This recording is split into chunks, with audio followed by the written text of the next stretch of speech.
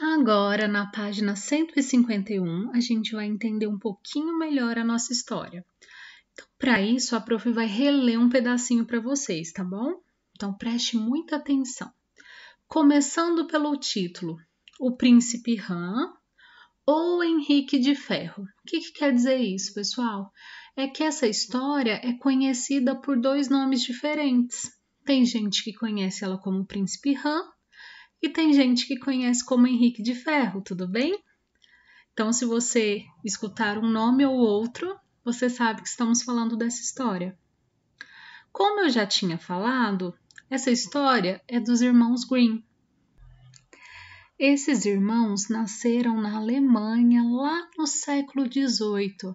Isso faz muito tempo, pessoal. Nós estamos no século XXI. Eles nasceram no século XVIII. Cada século tem 100 anos. Então, já passou bastante tempo que eles estavam entre a gente. Mas eles foram muito importantes, porque eles ouviram muitas histórias, recontaram muitas histórias e principalmente registraram e escreveram essas histórias.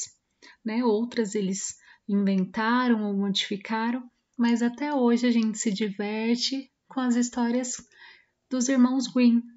Então vamos lá, reler um pedacinho do Príncipe Ram? Num tempo que já se foi, quando ainda aconteciam encantamentos, viveu um rei que tinha uma porção de filhas, todas lindas. A mais nova, então, era linda demais, o próprio sol. Embora a visse todos os dias, sempre se deslumbrava, cada vez que iluminava o rosto dela. O castelo real ficava ao lado de uma floresta sombria, na qual, embaixo de uma frondosa tilha, havia uma fonte.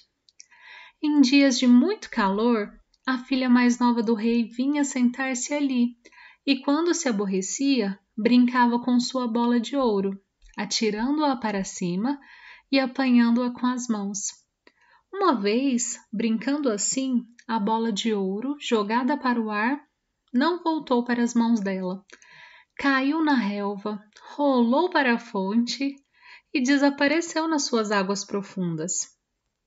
Adeus, minha bola de ouro, pensou a princesa. Nunca mais vou ver você, e começou a chorar alto. Então uma voz perguntou: Por que chora, filha mais nova do rei? Suas lágrimas são capazes de derreter até uma pedra. A princesa olhou e viu a cabecinha de uma rã para fora d'água.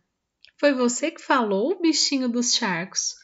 Estou chorando porque minha bola de ouro caiu na água e sumiu. Fique tranquila e não chore mais. Eu vou buscá-la. Mas o que você me dará em troca? Tudo o que você quiser, rãzinha querida. Meus vestidos, minhas joias e até mesmo a coroa de ouro que estou usando. Vestidos, joias e coroa de ouro de nada me servem. Mas se você quiser gostar de mim, se me deixar ser sua amiga e companheira de brinquedos, se me deixar sentar ao seu lado à mesa, comer no seu prato de ouro, beber no seu copo, dormir na sua cama e me prometer tudo isso, mergulhe agorinha mesmo e lhe trago a bola. Claro, se me trouxer a bola, prometo tudo isso, respondeu prontamente a princesa, pensando. Mas que rãzinha boba! Ela que fique na água com suas iguais. Imagine se vou ter uma rã por amiga.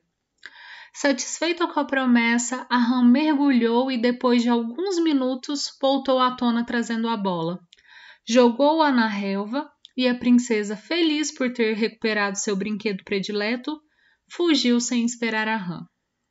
Pessoal, então nós relemos um pedacinho aqui, da história para a gente entender um pouquinho mais. Então vamos pensar sobre o rei, pessoal. Como a nossa história fala, O que a história fala sobre ele? Quais características? A história fala que ele tinha muitas filhas. E a gente também pode pensar mais algumas coisas sobre o rei. Quando ele descobriu que a filha não estava cumprindo a promessa, ele fez com que ela cumprisse. Então, talvez a gente possa também falar que ele é uma pessoa justa. O que vocês acham? Sobre a filha. Olha que interessante, pessoal. Existem várias maneiras de chamar uma pessoa. No caso de chamar a filha, né? A personagem. Ela foi chamada de a mais nova, de a filha mais nova do rei, de linda demais, de a princesa.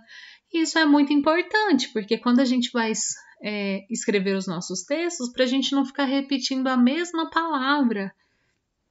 Achei mais interessante ainda como isso acontece com a rã. Então, primeiro ela foi chamada de rã, depois bichinha dos charcos, né? Charco é um lugar encharcado, então da fonte onde ela estava. De rãzinha querida, quando a filha mais nova do rei queria um favor da rã, chamou ela de rãzinha querida.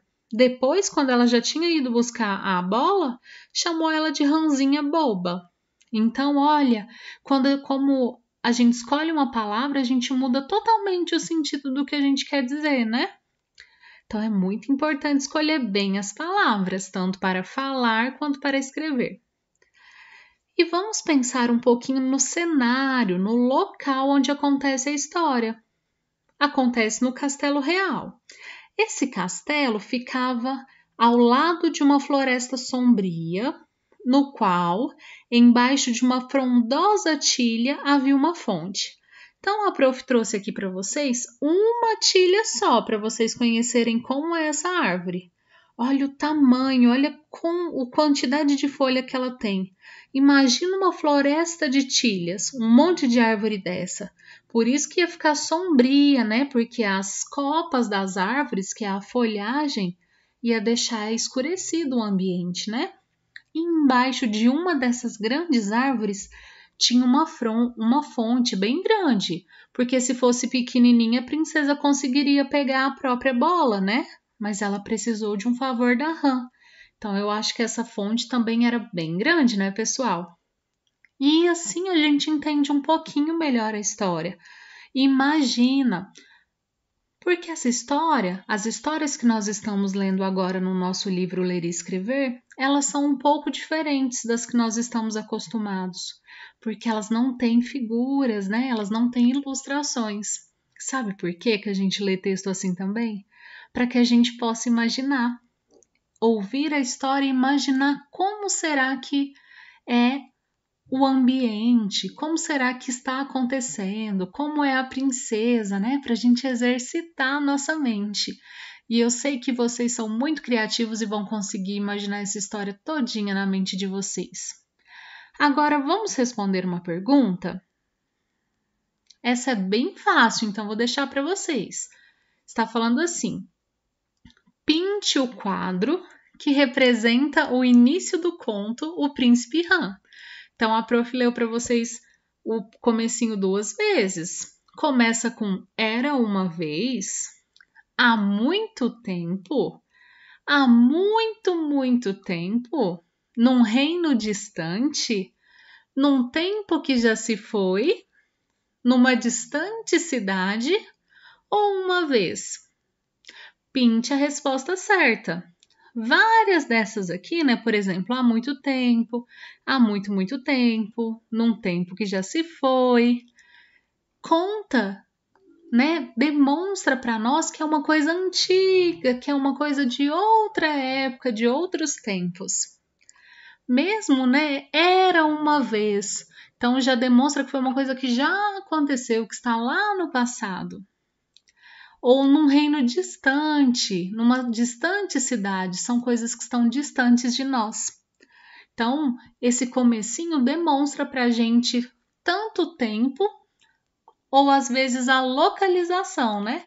E sempre é distante da gente, tanto na localização quanto no tempo. Então, pinte para mim como começa essa história. E para terminar, como a prof já tinha pedido para vocês, eu quero que vocês contem essa história para alguém.